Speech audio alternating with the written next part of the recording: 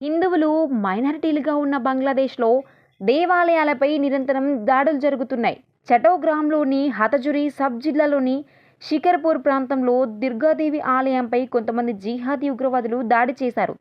దీంతో పాటు దుర్గాదేవి ఇతర దేవతల విగ్రహాలను ఆందోళనకారులు ధ్వంసం చేశారు. హతజురి ప్రపంచంలోని అతిపెద్ద మదరసాకు ఒక ప్రదేశంగా ప్రసిద్ధి చెందింది.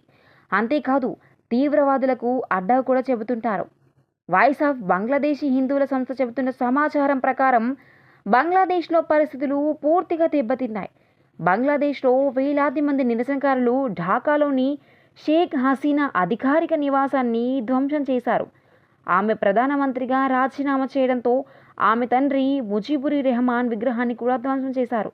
అంతేకాదు పార్టీ కార్యాలయాలకు ఆందోళనకారులు నిప్పుపెట్టారు. రిజర్వేషన్లపై కొన్ని రోజులుగా సాగుతున్న ఆందోళనలో ఇప్పటికీ వందల మంది చనిపోయారు.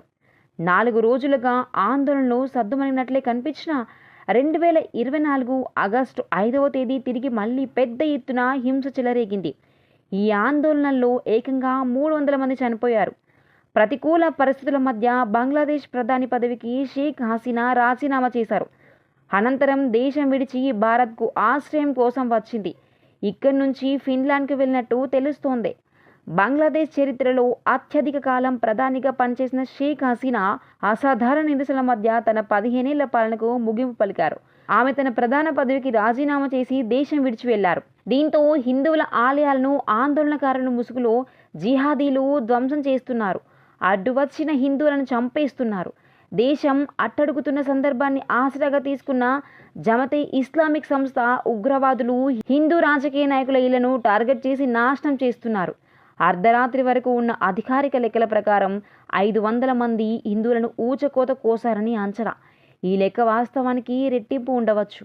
అంతేకాదు ఇస్లామిక్ ఉగ్రవాదులకు సైన్యం అండగా ఉండడంతో రానున్న రోజుల్లో మరింత మంది హిందువులు ఊచకోతకు గురయ్యే అవకాశం ఉందని తెలుస్తోంది.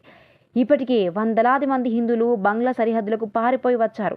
బంగ్లాదేశ్ శరణార్థులైన తెగలు ఇదే అదునుగా హిందువుల ఇళ్లను, పొలాలను ఆక్రమిస్తున్నారు.